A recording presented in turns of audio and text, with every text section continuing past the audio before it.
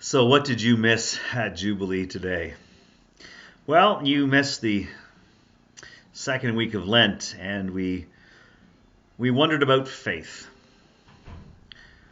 Today is the day of our annual meeting. And so after the service there was an annual meeting, which usually means at the beginning of the service we take some time to recognize those people who have left us in the last year, whose deaths have made us sad, caused us to grieve, and yet whose contributions have helped make us who we are. We stand on their shoulders. And so we heard 22 names. 2014 was a hard year. And we acknowledge them and thank them for their faith. And so that was the theme of our Lenten service today, faith. We heard from Paul's letter to the Hebrews, in which he told us that faith is belief in things unseen. It's hope. It's promise.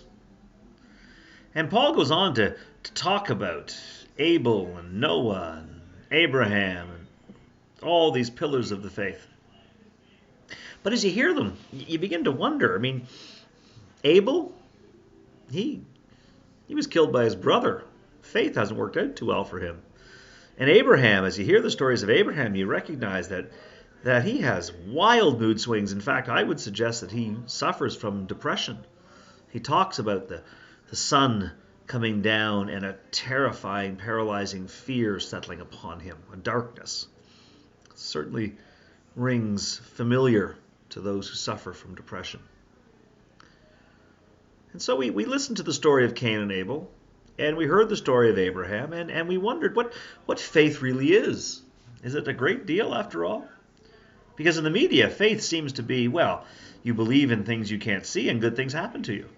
You get wealth or health or security, happiness, joy, all these things in abundance. And yet the people of faith throughout our story, from Cain and Abel through Abraham and Moses and Jesus right to where we are today,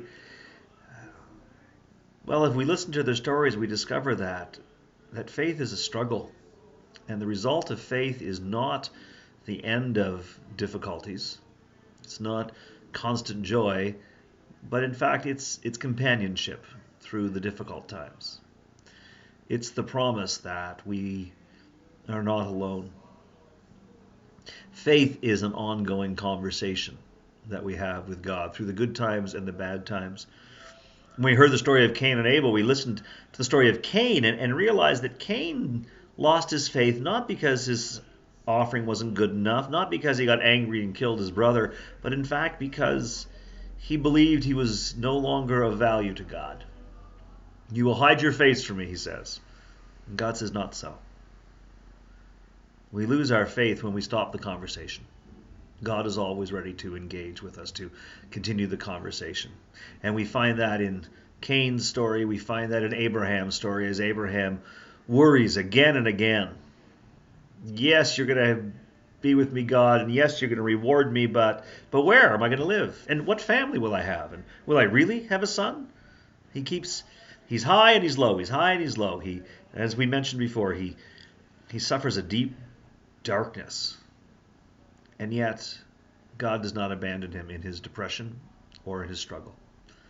God does not leave David in his life that is up and down. God does not leave Moses. God, cannot and does not leave Jesus in his struggles, in his tears. And so we should not be surprised that a life of faith as lived by those who have come before us or as lived by us today is not a life free of fear or worry, but it can be and should be a life free of loneliness, because we are not alone.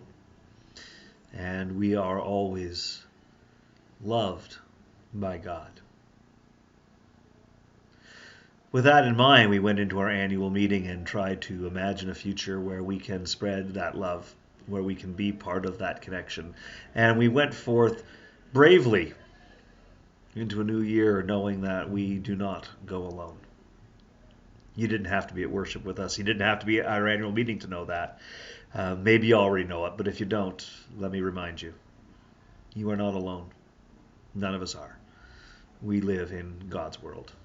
And knowing that, believing that, well, that's the life of faith. Hope we get to see it next week. Take care.